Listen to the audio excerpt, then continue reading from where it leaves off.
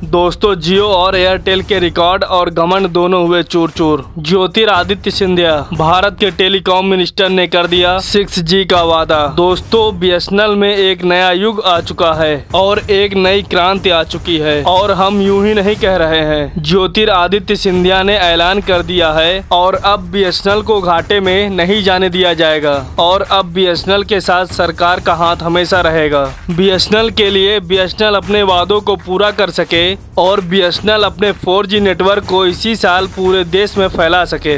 इस वादे को पूरा करने के लिए भारत सरकार ने 1 लाख RAN की जिम्मेदारी ले ली है सरकार ने। दोस्तों, अब आप लोगों में से कई लोग सोच रहे होंगे ये RAN है क्या। हम आपको बता दें कि RAN का फुल फॉर्म होता है रेडियो एक्सेस नेटवर्क, यानी कि आप मान के चलिए 1 लाख के तकरीबन टावर तो लगेंगे और रेडियो एक्सेस नेटवर्क भी स्टेब्लिश होगा ताकि 4G BSNL के माध्यम से सस्ते दामों में बेहतर कनेक्टिविटी के साथ आप सब तक पहुंच सके। देखिए दोस्तों, 5G ठीक है, 5G आ चुका है और देश के बड़े बड़े शहरों में लोग इस्तेमाल कर रहे हैं, लेकिन दोस्तों 5G मोबाइल देश के पूरे जनता के पास अभी भी नहीं है। और दोस्तों, देश की जनता उस प्रकार की अभी अमीर वाली नहीं है, मतलब जो हर महीने नया मॉडल आया फोन का तो खरीद लिया। हमारे देश में 90% आबादी ऐसी है जो घर का तिनका बचा करके घर की जरूरतों के लिए सेव करके रखती हैं और ये लोग कपड़ों की तरह मोबाइल नहीं चेंज करते। हमारे देश के अंदर अभी भी 4G मोबाइल की तादाद 5G मोबाइल फोन से ज़्यादा है।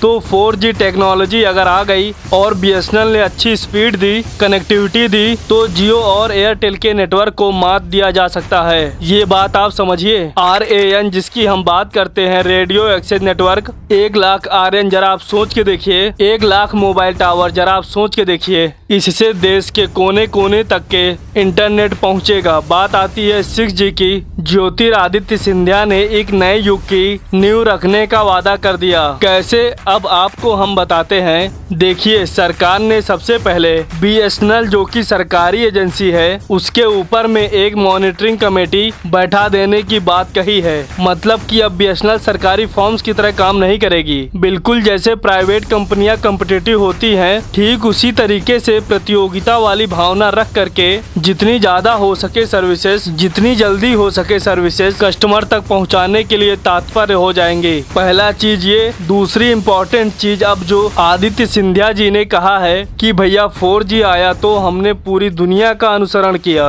कहने का मतलब 4G ने अलग अलग देशों में पहले लॉन्च हो गया था, बाद में भारत के अंदर आया तो जो टेक्नोलॉजी वहाँ थी वहाँ से हमने मांग ली, ले ली, चला लिया। जब 5G आया तो चला लिया, जब 5G आया तो हमने हमारे देश के अंदर जैसे दुनिया में 5G आया हमने भी थोड़े समय के बाद 5G अपने देश के अंदर लॉन्च कर दिया। लेकिन 6G टेक्नोलॉजी के लिए साफ साफ ज्योतिरादित्य सिंधिया ने वादा किया है कि अब हमारे देश के अंदर देश के जो टेलीकॉम इनोवेशन इंस्टीट्यूशन है, यानी कि वो इंस्टीट्यूशन जो कि R&D कर रहे हैं, रिसर्च एंड डेवलपमेंट कर रहे हैं, टेलीकॉम के सेक्टर में नए नए टेक्नोलॉजीज के ऊपर उनकी मदद ली जाएगी। कौन कौन से वो संस्थान है, ध्यान से सुनिए। Centre for development of telematics, short में C.DOT। ये जो इंस्टीट्यूशन है, इसके ऊपर पूरा दारोमदार रहता है कि state of the art telecommunication technology develop करे।